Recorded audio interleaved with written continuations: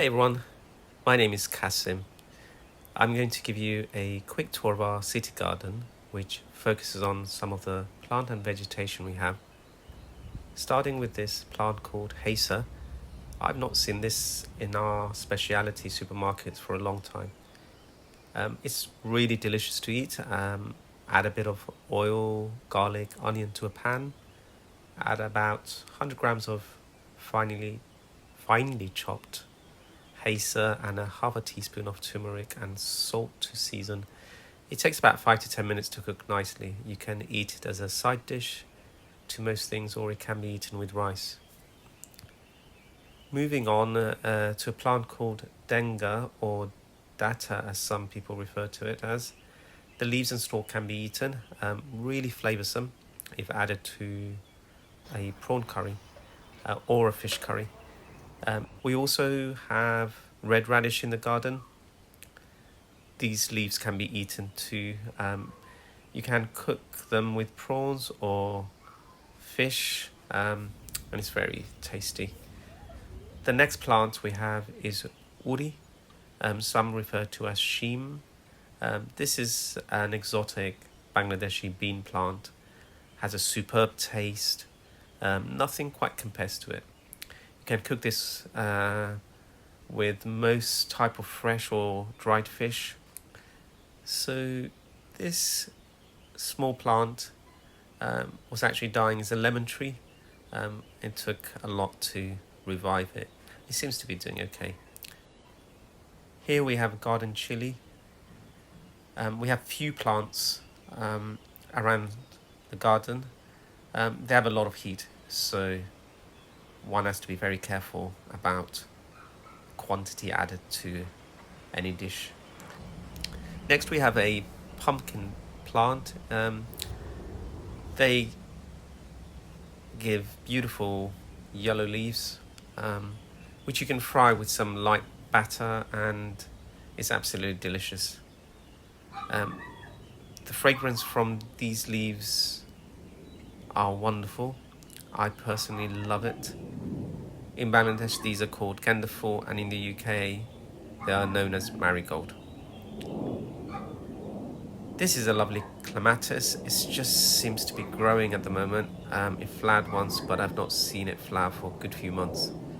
So we'll see what happens in another few months. It probably is not the time. I need to check the flowering times. This is a lovely plant. The flowers are blue and are meant to be edible. You can add them to salads. I can't remember what it is called, but I'll check that for you. We also have a baby banana tree. It just adds a lovely tropical vibe, I think, to our garden. Now I want to show you this bamboo pergola. It's used for growing plants, really. In Bangladeshi gardens, they tend to grow something called hodu. It's absolutely tasty. And here we have some very delicious spinach. And this is a lovely crop of mustard leaves. We eat them as salad, mixed with steamed fish and green chili and red chili powder. Kind of like a lovely fish salad. It's pretty tasty. This is our small eucalyptus tree. I really love the leaves. It has a mild fragrance, but you have to crush the leaves to get that. But it will look lovely, I think, when it's fully grown. We also have a potted olive tree. It was pretty diseased. I had my sister who cared for it and repotted this and looked after it, and now it's grown in a very healthy way, and it's not experiencing the disease it had before. So that's good news.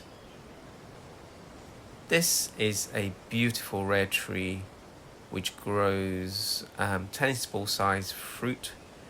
It has a unique taste The nearest thing I can think of is probably a mild lemon, but its texture and flavour are very different. Generally, is often added in meat or fish curry. Um, I'm can't wait till this plant provides those fruits. You can get them in specialty stores today. Now we have some lovely beef tomatoes.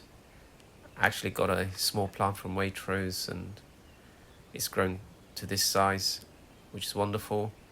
Brushing against the leaves emits such aromatic smell. Definitely worth it. And these corianders are absolutely delicious, full of flavour, full of aroma, nothing like the stuff you get from the supermarkets.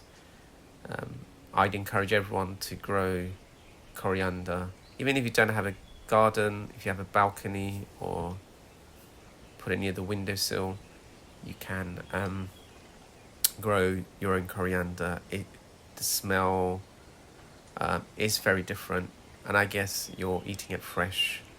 This is one of the most fiery chili pepper. You've got to handle it with care, with gloves. It's full of flavour, but full of heat. We also have a potted fig tree.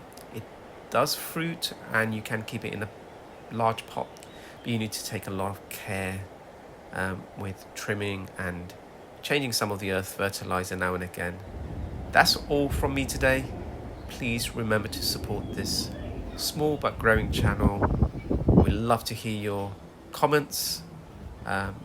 Subscribe, like, and turn on that alert bell for future videos like this.